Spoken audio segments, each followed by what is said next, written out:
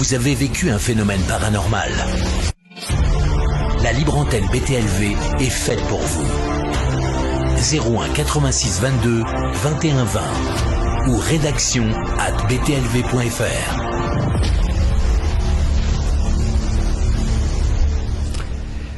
Alors je vais vous dire une chose. On est sauvé par le gong. Et le gong s'appelle Pascal Fechner. Je vais vous dire une chose. C'est très important ce que je vais vous dire. Vous savez, Pascal est bousculé. Pascal Fechner est identifié comme un sceptique, comme un débunker, voulant remettre toujours en question le dossier ufologie. Eh bien, Pascal m'a appelé hier matin en me disant « Bob, j'ai envie de témoigner de ce que moi j'ai vécu quand j'étais plus jeune. » Et vous allez voir, ça va fermer certainement le clapet à certaines personnes. Pascal est là. Bonsoir Pascal. Salut Bob, salut à tous. Bon, bah écoute, je suis ravi de t'accueillir. Tu m'as sauvé la mise parce que techniquement ce soir, on était dans le grand bain, si tu veux. J'avais l'impression d'être comment il s'appelait notre champion de natation aux Jeux Olympiques, mais sans les bras. Tu vois ce que je veux dire? Donc voilà, j'étais dans le grand bain et j'essayais de nager, mais ça marchait pas. Alors, je voyais que vraiment regardez, restez et écoutez le témoignage de Pascal. Pourquoi avoir décidé, Pascal, quand même, de te livrer sur quelque chose de si intime ce soir? Bah écoute, je crois que ce qui m'a décidé, c'est dimanche. J'ai participé à un salon du bien-être. On m'a demandé une conférence sur les expériences de mort imminente et j'ai eu l'énorme chance, la semaine dernière, de trouver un témoin exceptionnel qui a délivré ce qu'il a vécu. Et honnêtement, j'ai trouvé cette personne tellement courageuse de le faire que j'ai dit, bah c'est vrai que peut-être que moi aussi je devrais accepter de donner mon témoignage, qui n'est pas une vérité en soi, mais qui est quelque chose qui me semble avoir vécu. Et voilà, cette personne m'a donné du courage et m'a donné envie de le faire. C'est arrivé quand, Pascal? Dis-moi, raconte-moi. Alors ça fait partie du mystère. J'étais assez jeune puisque j'étais entre la 5e et la 4e, donc j'étais au collège quand c'est arrivé. Bon, mais je suis incapable 14-15 ans, c'est ça. Ouais, voilà, exactement, ouais. Adolescent. Et alors? Alors, bon, accrochez-vous les amis. Et bien sûr, tout ce que je dis est véridique. Et encore une fois, je dis pas que c'est une vérité, mais je dis que ce que j'ai vécu. Non, mais donc, c'est ta vérité à toi. Tu vois, c'est tous les témoins exactement. Ici, quand ils viennent témoigner, c'est leur vérité, bien sûr. Exactement. Donc en fait, j'étais dans ma chambre, c'était la nuit. Je dormais dans ma chambre. J'avais une chambre seule. Hein, je dormais pas avec mon frère. Et à un moment, j'ai eu une sensation assez dérangeante, comme si une espèce de petit câble me passait derrière l'œil. Voilà, c'est particulier, comme si on essayait de faire passer un petit câble métallique derrière mon œil. Ouais. Donc ça m'a réveillé. Parce que vraiment c'était pas douloureux, mais tu sais, comme si on essaye de faire passer un petit câble derrière. C'était désagréable, vraiment, en fait, c'est ça. C'était gênant. Donc ça m'a réveillé et je me suis retrouvé totalement immobile. C'est-à-dire que je n'ai réussi qu'à ouvrir péniblement les yeux, mais j'étais totalement immobile, donc commençais à être un petit peu paniqué par ce qui se passait, mais surtout, quelques secondes après, je me suis retrouvé à regarder à côté de mon lit ce que, littéralement, on appelle un petit gris. Il y avait une sorte de présence, mais très honnêtement, c'est vrai que ce qu'on décrit, le petit gris tel qu'on le voit, bah c'est vrai que c'est ce que j'ai vu cette nuit-là, une espèce de personnage avec une tête assez allongée, mais surtout avec des yeux énormes, très noirs, une espèce de peau verdâtre. Alors est-ce que ça ressemblait à une peau, est-ce que c'était une combinaison? Mais surtout, ce qui m'a paniqué à ce moment-là, c'est que dans ses yeux, je n'ai lu aucune compassion, je n'ai lu aucun sentiment, si ce n'est peut-être un petit peu d'étonnement. Que je sois réveillé, mais vraiment quelque chose de presque mécanique, absolument pas bienfaisant. Donc aucune interaction avec lui.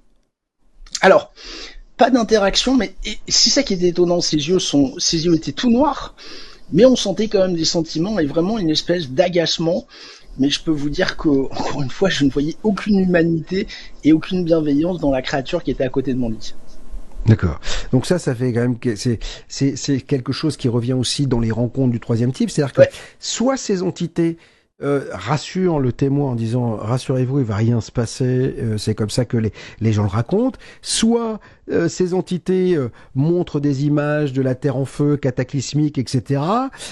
Ou soit il y a ce côté impassible, dénué de toute émotion. Et c'est ce que tu as vécu toi. L'humanisme, hein, voilà, vraiment. Hein, c'était, je me sentais comme du bétail, comme une bête vraiment une souris d'expérimentation, si tu veux. Hein, donc, et l'expérience ne s'est pas tout à fait finie là. C'est qu'ensuite, je me suis senti en mouvement, sans bouger. Je me suis retrouvé à me voir dans mon couloir, et dans le couloir, la porte d'entrée donnait directement sur le couloir. Et là, la porte d'entrée était ouverte, la lumière qui semblait émaner de l'extérieur était vraiment très violente. Et dans le pas de la porte, je voyais une espèce d'autre petite créature qui ressemblait beaucoup à celle que j'avais vue à côté de mon lit. Et c'est tout ce qui m'est resté. Voilà. C'est marrant parce que ça me fait, je te coupe, mais ça me fait penser, tu sais, au film Signe avec Mel Gibson, où en fait sous la porte on voit, tu sais, des lumières et on voit que de l'ombre, etc. Et puis on voit à un moment donné à la fin, bon là c'est le festival où on aperçoit la créature. Donc pas d'émotion. Ça a duré combien de temps, Pascal, tu sais ou pas? Honnêtement, quelques secondes. Enfin, moi, ça m'a paru comme quelques secondes. L'ensemble de l'événement m'a paru vraiment très très court, mais extrêmement marquant. Et le pire dans l'histoire, c'est qu'on pourrait se dire, on se réveille le matin et on se souvient de ça et on interroge son environnement, ses parents, mon frère qui était dans la même maison que moi. Mais le plus fou, c'est que cette expérience ne m'est revenue que plusieurs années plus tard. Ça, c'est quand même quelque chose qui m'étonne. Je me dis, mais pourquoi je m'en suis pas rappelé le jour même? Pourquoi c'est revenu? Je sais pas te dire même comment c'est revenu. Mais enfin, c'est vrai que c'est un souvenir très vivace, tu sais, comme ces espèces de rêves qui ressemblent plus à une réalité qu'un rêve. Mais bien sûr, hélas, je n'ai aucune preuve physique ou autre pour pouvoir attester de cette expérience que j'ai vécue. Alors, encore une fois, c'est ma réalité, mais je peux pas dire que ça se soit réellement passé, en fait. Alors, toi qui es un chercheur, est-ce que tu as... je sais pas, tenter d'évaluer toutes les possibilités, de les mettre face à ton esprit? C'est compliqué parce que, je te dis, l'impression que ça m'a donné, c'est que quelque chose s'est pas bien passé. Voilà, peut-être qu'on a essayé de m'implanter quelque chose, mais que ça s'est pas bien passé, d'où l'agacement de l'espèce de créature qui était à côté de mon lit. Alors, est-ce que ce déplacement que j'ai senti a été lié à peut-être un passer à quelque chose de plus important pour réussir ce qu'il venait faire? J'en ai aucune idée, mais en disant ça, je me fais un peu passer pour un élu ou pour un humain assez spécial pour qu'on lui implante quelque chose et qu'on lui donne un but plus large ou plus long. Voilà. Mais depuis, t'as jamais eu la sensation d'être relié à quelque chose? Parce que bon nombre de témoins, quand ils sont jeunes à avoir, lors de leur intervention, de leur rencontre, disent ressentir un lien particulier. Alors, tu t'intéresses aux ovnis, mais est-ce que est-ce que t'as l'impression d'être relié à quelque chose? Ça m'arrive, c'est vrai, et concrètement, toute ma recherche et tout l'engagement que j'ai eu jusqu'à maintenant dans ce secteur est quand même lié à cette expérience, on va pas se le cacher, hein. Effectivement, c'est cette question de se dire, est-ce que j'ai vraiment vécu quelque chose d'étonnant? Est-ce que c'était juste une expérience de sommeil, tu sais, comment on appelle ça déjà, paralysie du sommeil? La paralysie du sommeil, ce qui est tout à fait possible aussi, ou est-ce que c'était autre chose? Voilà, c'est une question que je me pose, mais à laquelle, bien sûr, j'ai pas la réponse. Hein. Dis-moi, Pascal, j'ai jamais posé la question à quiconque, et je vais la poser pour la première fois. Est-ce que il y avait une odeur? C'est vrai que on parle toujours du bruit, de la chaleur, d'émotion, parce que quelqu'un qui est gris, vert, qui vient d'ailleurs, il a peut-être une odeur particulière. C'est vrai que tu sais quoi, je me suis jamais posé la question moi-même. Ouais. Mais non, j'ai vraiment aucun souvenir d'odeur. Vraiment, l'émotion qui prédominait chez moi, c'était cette espèce de panique devant le manque d'humanité de cette créature qui me jaugeait à côté de mon lit. Voilà, c'était vraiment le sentiment dominant. C'était je ne suis rien pour elle, quoi. Voilà, c'était flippant, vraiment flippant. La question, c'est de se dire pourquoi c'est tombé sur toi, pourquoi ça tombe chez de nombreuses personnes. C'est d'ailleurs ce que dit Beluga. Beaucoup vivent ce genre de rencontres inopinées. C'est vrai qu'on a eu dans la libre antenne des tonnes de témoignages de gens nous racontant effectivement avoir vu un petit gris ou une entité portés ressemblant à un petit gris au pied de leur lit, si tu veux. Et parfois les gens sont pétrifiés, parfois ils ne sont pas. On se souvient quand même que Jean-Pierre Petit nous a raconté ça sur BTLV, avoir vu ces entités venir le prendre et l'emmener, le faire passer à travers la baie vitrée pour aller, là pour le coup, prélever du sperme, etc. En tout cas, c'est ce qu'il m'avait dit sur BTLV. Donc, c'est toujours assez incroyable. Mais en même temps, Pascal, si on est capable d'envisager des entités venues d'ailleurs, qui ne sont pas du tout des gens d'ici, on peut imaginer qu'ils viennent faire des prélèvements, donc ils prennent au hasard, ils s'en foutent. Nous, si tu veux, quand on regarde les fourmis, on se dit pas, tiens, je vais prendre la plus grosse ou la plus petite, c'est-à-dire qu'on y va et on regarde les fourmis, tu vois. On est peut-être des fourmis pour eux, ils regardent une créature, ils se disent, tiens, on va voir ce qui se passe, on rentre dans une chambre et on voit ce qui se passe. Tu sais, c'est comme un lion, hein. C'est souvent ce que je dis, quand c'est le lion qui se prend une fléchette dans les fesses, tout simplement pour qu'on lui mette un traceur ou pour qu'éventuellement on le soigne de quelque chose, il va pas dire les gens qui m'ont mis une fléchette dans les fesses sont sympas, quoi, alors qu'ils l'ont peut-être sauvé la vie. Voilà, donc ouais, ça pourrait tenir la route de temps en temps qu'on vienne implanter quelque chose chez nous. Alors pour aller chercher quoi, je ne sais pas, hein, mais dans les radios que tu as pu faire dans ta vie, rien n'a été décelé sous ta peau? Non. Alors après, soyons clairs, j'ai pas fait un check-up de tout. Je me suis pas radiographié. Enfin, récemment, j'ai eu une radiographie de la mâchoire.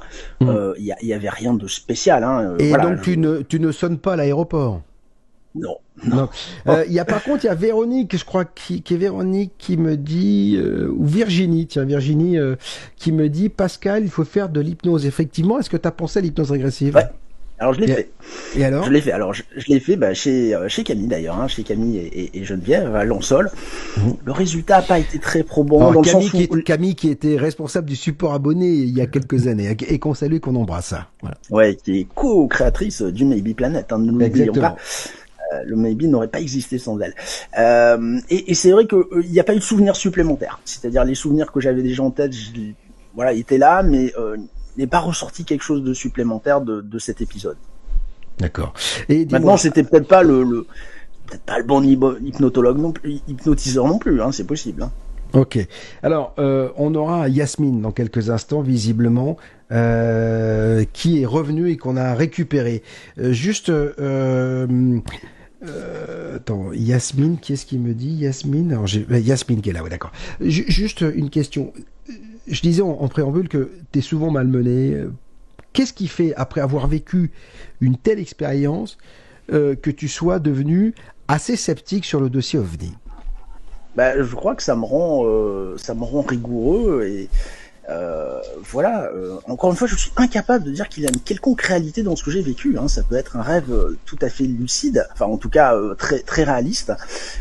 Mais voilà, c'est pour ça que moi, quand j'entends parler les abductés et autres, je les trouve plutôt courageux de délivrer leur vérité. Bon, pour certains, pour moi, ils vont peut-être un peu vite en conclusion. J'ai été enlevé par des extraterrestres. Enfin, c'est un peu comme les expériences de mort imminente. Il y a une espèce d'archétype avec ce petit gris qui revient souvent. Et encore une fois, je le comprends pour l'avoir vraiment visualisé tel qu'on le décrit. Voilà, c'est comme les expériences de mort imminente. Je crois qu'il faut travailler le sujet et voir si c'est simplement une création de l'intelligence, de la conscience, ou si c'est quelque chose peut-être d'un petit peu plus inquiétant. Est-ce que cette hypnose régressive t'a conforté dans ta réflexion? Pas vraiment. J'admets que moi, cette séance d'hypnose n'a pas changé mes positions dans un sens ou dans l'autre. C'était pas inintéressant de le faire, mais ça n'a rien apporté à ma réflexion personnelle. Bon, écoute, en tout cas, Pascal, je voudrais te remercier d'avoir eu le courage de venir ce soir témoigner de tout cela, parce que Dieu sait, c'est ce que disait François Garigeau, qui regarde le live d'ailleurs, et qui disait c'est pas simple de venir, surtout à visage découvert ce soir, de cette expérience vécue entre 14 et 15 ans, alors que tu étais au collège. Est-ce que tu en avais parlé à l'époque à tes copains? Non, parce qu'encore une fois, c'est un souvenir qui m'est revenu bien plus tard. Hein. Qui m'est revenu sur ma jeune vie d'adulte. Hein. C'est ça qui est quand même fou. Je me dis, mais comment j'ai fait pour occulter ce souvenir pendant tant d'années, et pourquoi il est revenu? Je suis aussi incapable. D'ailleurs, c'est ce qui rend la chose étonnante. Je suis incapable de savoir quand ce souvenir est revenu et pourquoi. Tu te souviens pas d'un élément déclencheur? Pas, ou alors s'il l'a eu, je l'ai pas vu, quoi. Voilà, très honnêtement. Bon, merci Pascal d'avoir été ce soir sur BTLV pour nous raconter cette histoire et cette rencontre du troisième type, parce qu'on les appelle comme ça, un soir, alors que tu es adolescent dans ta chambre. Merci mille fois, on a été ravis de t'avoir avec nous ce soir. Si vous voulez, comme Pascal, témoigner, vous avez au 01 86 22 21 20 l'occasion de laisser un message, on vous rappelle, ou alors rédaction@btlv.fr. Vous avez vécu un phénomène paranormal. La libre antenne BTLV est faite pour vous. 01 86 22 21 20 ou rédaction@btlv.fr.